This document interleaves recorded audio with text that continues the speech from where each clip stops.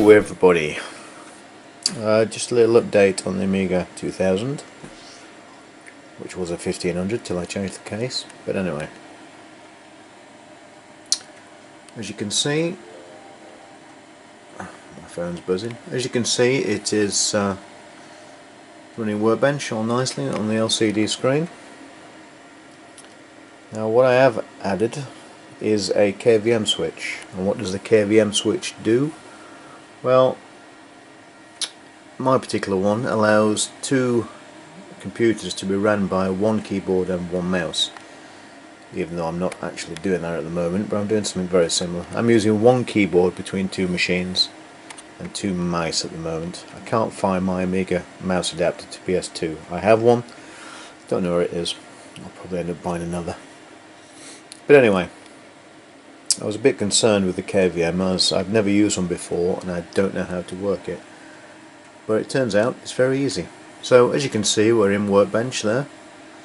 And if I go to the keyboard and press scroll lock twice, be amazed. Scroll lock twice. And we have an out of focus Windows 98 screen. That there is the camera go wobbly. That there is the software for the parallel link between the Amiga and the PC. I shall press scroll lock again twice. Straight back to Amiga.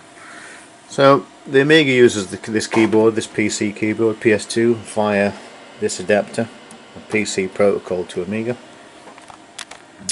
It should use the mouse, but I haven't got the adapter. Well, I have, but I can't find it. The PC mouse is currently a serial mouse, but I do have a serial adapter, which curiously enough I can't find either. But anyway, these are all small problems.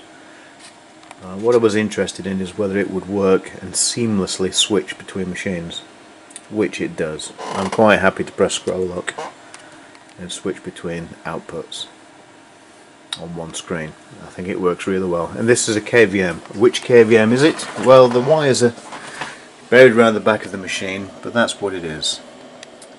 A KVM switch. In fact, that is exactly what it is. It's an Atten. What model number is it? It's a CS 62A KVM. I don't know what CS means, but 62A. 62A. Oh, there's a diagram there of how it works. Okay. That's pretty much how it works. It has two speaker inputs on either side, the left and the right, so I can generate sound from the Amiga and the PC, and I presume it will switch the audio, cut one and feed to the other. I have an audio feed there going into the going into the KVM, which in turn plugs into the Sound Blaster. I don't have the Amiga side wired up yet because I need a 3.5 jack to RCA. Do I? Yes, I do. So clearly that's something else I need to do.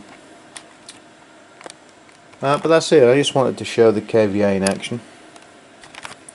What can I do? I can't really do much. We don't need the link software running at the moment. Do you want to quit? Yeah. Left-handed is very difficult. I haven't really added anything to this machine. Oh my god, it's so hard left-handed. Look. Can't be that hard, can it? Oop, oop. Ah.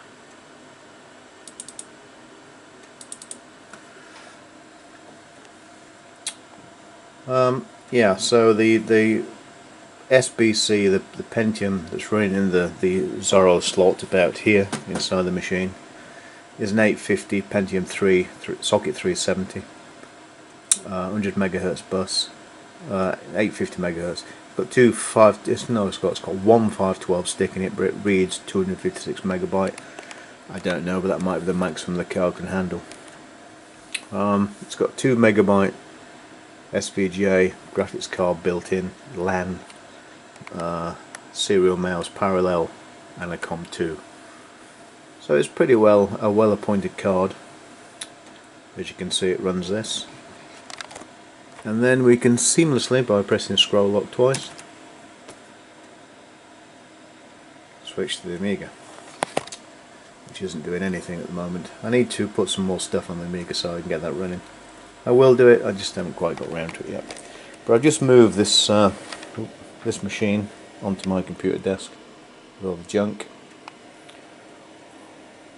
so I can do a few more jobs on it. But yeah, I just wanted to show the KVM. You can't see the KVM because there's loads of wires and crap everywhere, but that's it there. Ba, ba, ba. But a better picture is that, or no, it don't look like that. It looks like that. That is exactly what it is. It's a CS62A 2-port PS2 KVM switch with audio. It's second hand. Don't know what I paid for it. I can't remember. It was, I don't know, £10–15. It wasn't expensive. And it's a good solution for the Amiga. I can switch between machines by doing that. Oh, excuse me.